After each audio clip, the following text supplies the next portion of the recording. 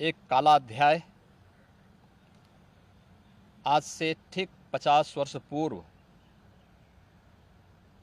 आज के दिन ही देर रात्रि में हुआ था, जब कांग्रेस की तत्कालीन सरकार ने भारत के संविधान का गला घोंटते हुए लोकतंत्र को पूरी तरह समाप्त करने की साजिश रची थी।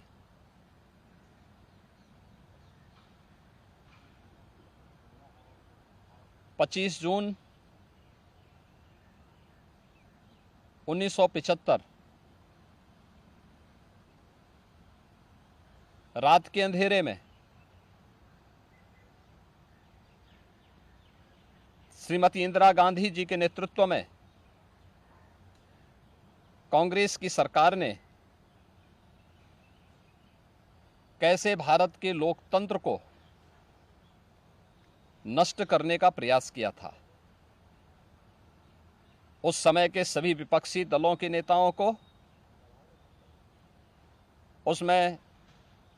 से अटल बिहारी वाजपेयी जी, से मोरारजी देसाई जी, श्री जयप्रकाश नारायण जी, श्री लाल कृष्ण आडवाणी जी और विपक्ष के सभी नेताओं को बंद करके लोकतंत्र के गले को पूरी तरह घोंटने का प्रयास किया था। आज जब 50 वर्ष के उपरांत हम इमरजेंसी की उन यादों को स्मरण करते हैं, तो स्वाभाविक रूप से कांग्रेस में चेहरे बदले होंगे, लेकिन उसका चरित्र, उसके हाव भाव आज भी वही हैं जो 1975 में एक बर्बर चेहरा उस समय में कांग्रेस पार्टी का देखने को मिला था। कैसे उन्होंने संविधान की मूल आत्मा कही जाने वाली प्रेम्बल में संशोधन करके उसकी आत्मा को नष्ट करने का प्रयास किया था। कैसे कांग्रेस ने उस समय देश के नागरिकों के मौलिक अधिकारों को पूरी तरह प्रतिबंधित कर दिया था। कैसे न्यायालय के अधिकारों को कांग्रेस पार्टी ने उस समय में बंधक बना के रख दिया था। और आज भी कांग्रेस पार्टी में भले ही नेतृत्व बदला हो, लेकिन उसका चेहरा बदला हो, लेकिन चरित्र तो उसका आज भी वही है। ये लोकतंत्र की दुहाई देते हैं, लेकिन भारत के बाहर जाकर के भारत के लोकतंत्र को कटघरे में खड़ा करते हैं। भारत की चुनाव प्रणाली पर प्रश्न चिन्ह खड़ा करते हैं। भारत के बाहर जाकर के भारत को और इसके लोकतंत्र को कोसते हैं। भारत के अंदर हर चुनाव की प्रक्रिया में बाधा पैदा करके ईवीएम पर अपने अकर्मण्यता का दोष थोपने का प्रयास करते हैं। एक तरफ कांग्रेस का यह तानाशाहीपूर्ण रवैया, जिसने आज से नहीं या 1975 में ही नहीं, आजादी के तत्काल बाद संविधान अंगीकार करने के मात्र 2 वर्ष के अंदर ही देश के संविधान में संशोधन करके धारा 370 को उसमें जबरन डाल करके देश के अंदर देश की अखंडता को चुनौती देने वाली धारा 370 को डालने का प्रयास किया था। इसके उपरांत भी समय समय पर कभी मीडिया पे को प्रतिबंधित करके, कभी अन्य तरीके से प्रत्यक्ष और अप्रत्यक्ष रूप से लोकतंत्र के सभी स्तंभों को कमजोर करने का प्रयास किया था। 1975, 25 जनवरी 1975 उसकी पराकाष्ठा के रूप में इस देश ने और दुनिया ने देखा था। 1975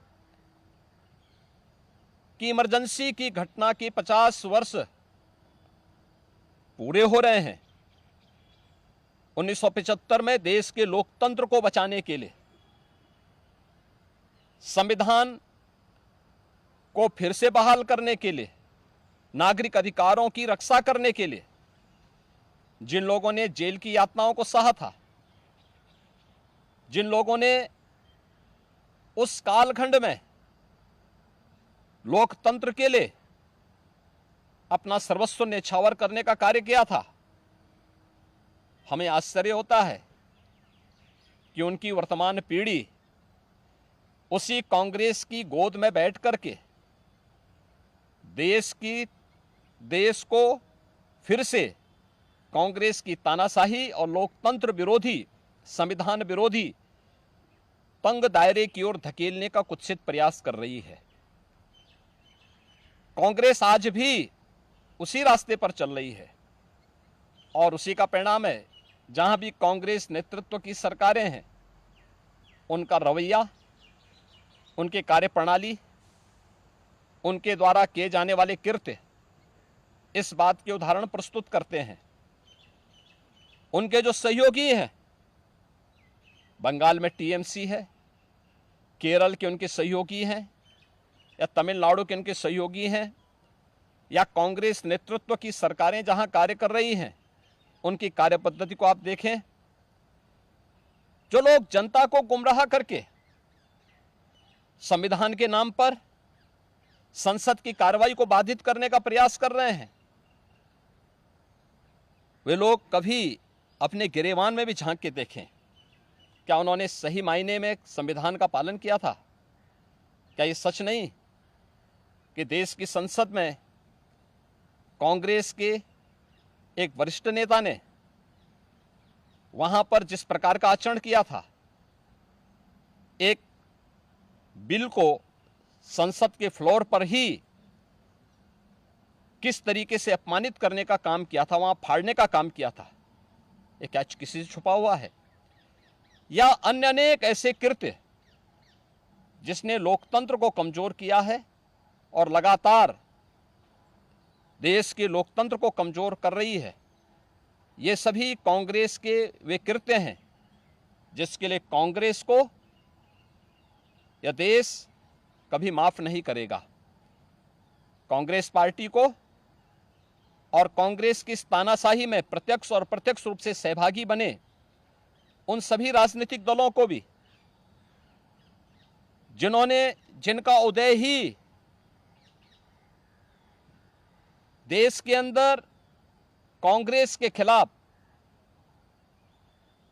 लोकतंत्र को बचाने के लिए हुआ था, आज वे कांग्रेस की गोदी में बैठ करके जिस तरीके का आचरण कर रहे हैं, यह देश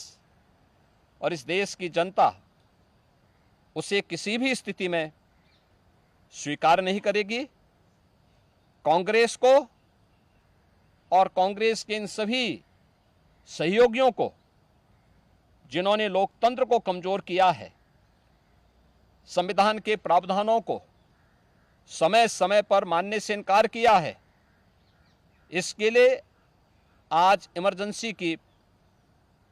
50 वर्ष पूरे होने पर इन्हें देश की जनता से माफ़ी मांगनी चाहिए अपने इस कृत्य के लिए, और अपने न केवल चेहरे को बल्कि चरित्र को देश के संसदीय लोकतंत्र के अनुरूप ले जाने के लिए अपने आप को तैयार करना चाहिए।